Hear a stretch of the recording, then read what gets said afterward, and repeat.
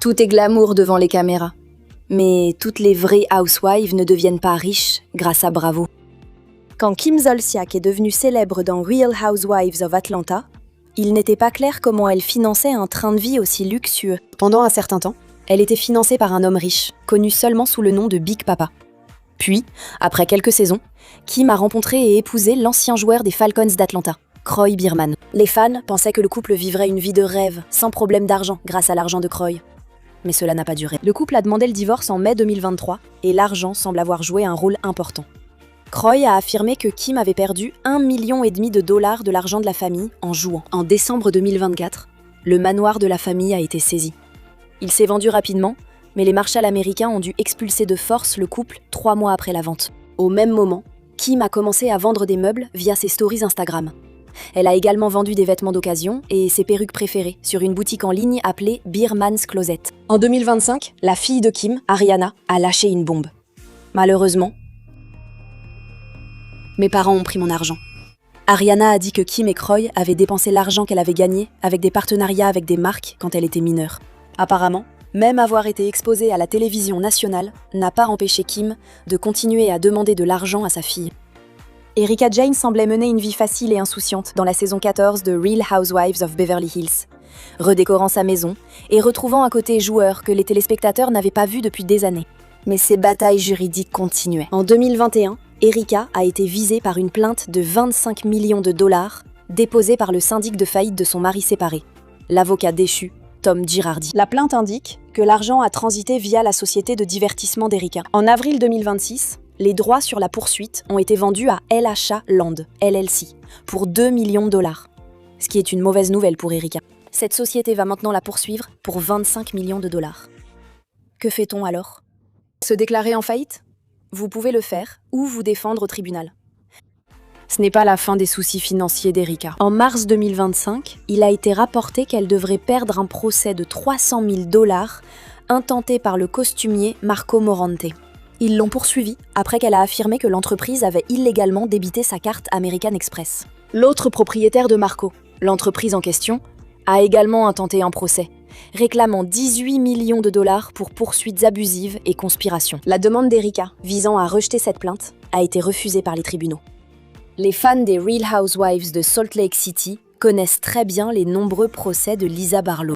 Malgré ses affirmations selon lesquelles être poursuivi en justice fait simplement partie des risques quand on a une entreprise, certaines des collègues de Lisa soupçonnent qu'il se passe quelque chose de louche. Ensuite, il y a eu tout l'épisode où elle a payé des marchandises en espèces, ce qui a rappelé aux téléspectateurs Teresa Giudice faisant la même chose avant son arrestation. Lisa a dit que c'était juste de l'argent pour les pourboires, mais cela n'explique pas les poursuites. Quelques-unes ont été rejetées, y compris une qui alléguait que Lisa et son mari, John, avaient conclu un accord pour emprunter 400 000 dollars pour leur entreprise, Vida Tequila. Une plainte précédente affirmait que le couple et leur entreprise devaient 27 000 dollars. Dans les deux cas, les plaignants ont retiré leur plainte, mais peuvent la redéposer ultérieurement. Il y a également eu 2 procédures retirées par la commission fiscale de l'État de l'Utah, tous deux en 2021, alléguant que les Barlow devaient plus de 15 000 dollars en impôts. Lisa a toujours une grosse plainte, qui pèse toujours sur elle, déposée en juin 2024 par Bart Carlson et Yukon Construction. La plainte affirme que Lisa Barlow et ses 2 sociétés, Vita et Lux Marketing, devaient plus de 400 000 dollars américains pour des prêts impayés. Certains de ces prêts remontent à 2010 et le dossier suggère que John n'était pas au courant des problèmes financiers de l'entreprise. Lisa soutient fermement que ces accusations ne tiennent ni la tequila, ni la route. Le scandale de fraude de Wendy Osefo continue d'évoluer en mai 2026.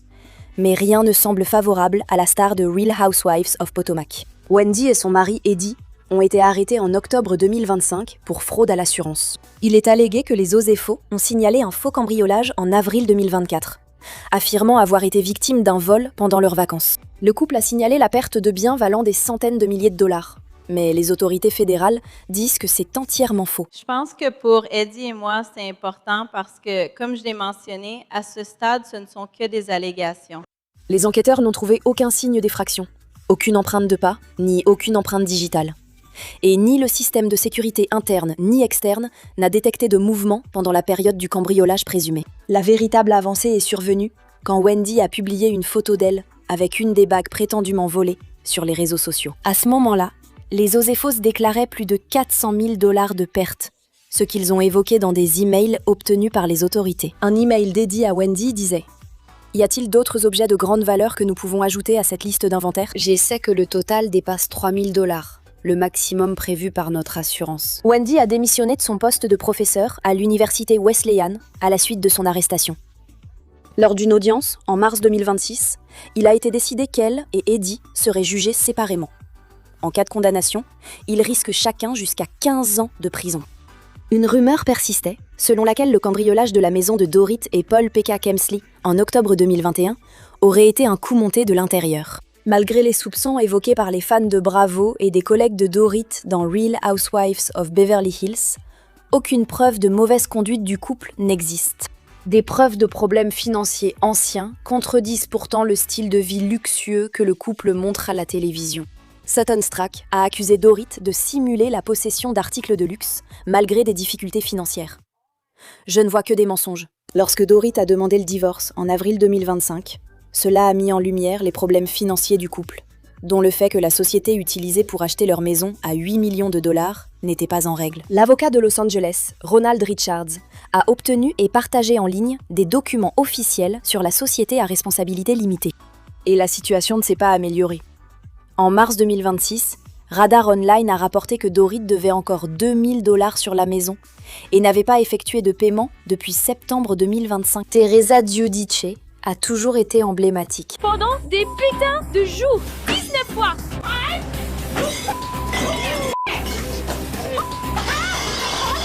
Teresa a été la première housewife à être envoyée en prison.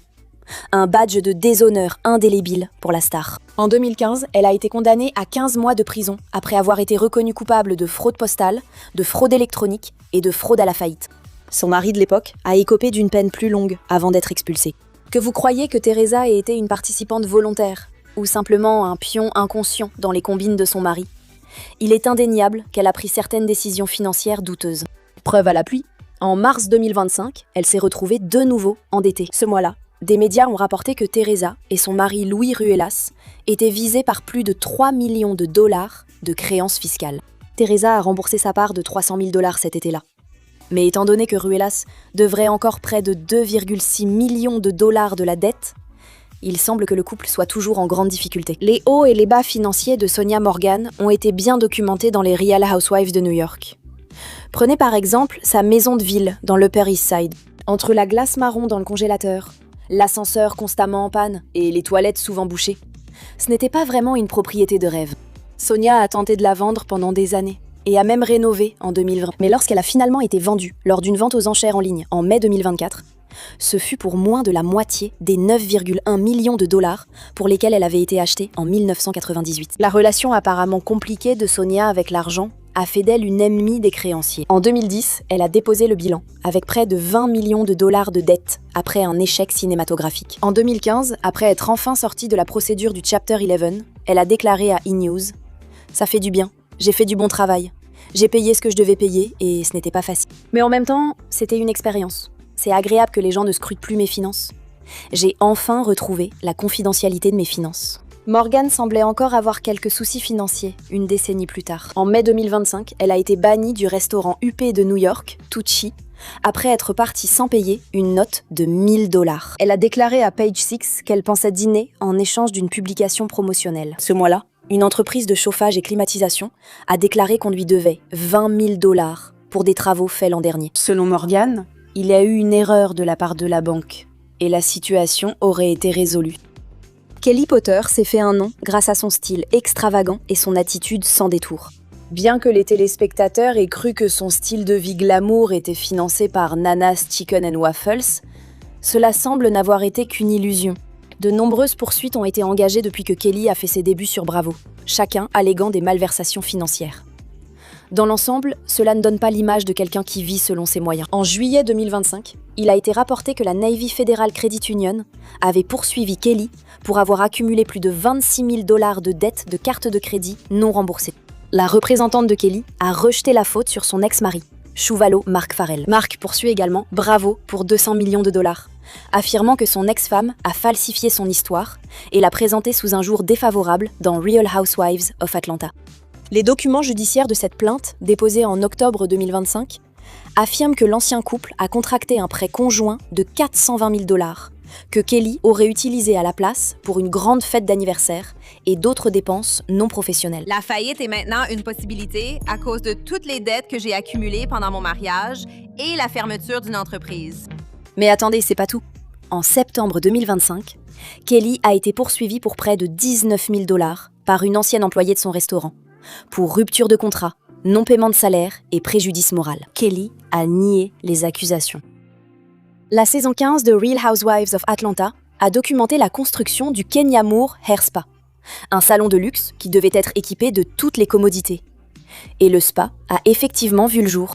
Mais il n'a pas fallu longtemps avant que les problèmes ne commencent à surgir. En avril 2025, la société de Kenya, Moore Vision Media Incorporated, a été poursuivie en justice par Northland Chamblin, le propriétaire qui louait l'espace du salon. Kenya a été accusée de devoir 44 000 $ de loyer impayé et d'autres frais. Elle a déposé une demande reconventionnelle, mais son passé de difficultés financières ne joue pas en faveur de sa crédibilité. Kenya a fait l'objet de plusieurs privilèges fiscaux, remontant à près d'une décennie. En 2018, elle s'est vue imposer un privilège fiscal de 150 000 $ en raison d'impôts impayés de l'année 2016.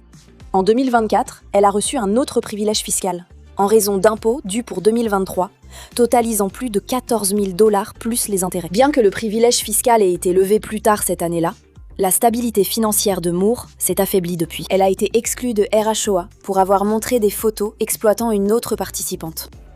Elle s'est distinguée lors du reboot des Real Housewives of New York. Mais Brynn Whitfield est peu à peu devenue la principale méchante de l'émission. Prise dans de nombreux mensonges, elle a finalement été rattrapée et, après les retombées de la saison 15, a annoncé qu'elle ne reviendrait pas dans l'émission. En raison de le rapport plutôt laxiste de Brynn à la vérité, des rumeurs circulent sur la façon dont elle finance sa vie chic à Manhattan. Les autres participantes de l'émission et les téléspectateurs se demandaient souvent comment elle gagnait sa vie. Ses réponses restant souvent vagues. Lors d'un épisode de Trading Secret en 2025, elle a tenté d'apporter quelques éclaircissements, en disant qu'elle travaille de 9 à 5. Un emploi qu'elle a délibérément tenu loin des caméras de Bravo. Rien de l'amour là-dedans, l'émission ne veut pas filmer ça. C'est juste moi qui réfléchis avec mon chien. Whitfield a dit avoir eu des revenus à 7 chiffres l'an dernier et dépensé des milliers de dollars par semaine en livraison de nourriture. Mais ses problèmes financiers datent d'avant même que Bravo ne la contacte. En 2014, elle a été expulsée de son studio à New York après avoir omis de payer 7 000 $ de loyer sur plusieurs mois. En 2023, il a été rapporté qu'elle devait 30 000 $ en arriérés d'impôts. Brynn a maintenant plusieurs projets en cours, mais son style de vie glamour reste un mystère. Au minimum, nous savons qu'elle ne peut plus compter sur son salaire de Bravo pour couvrir ses frais d'hors d'âge.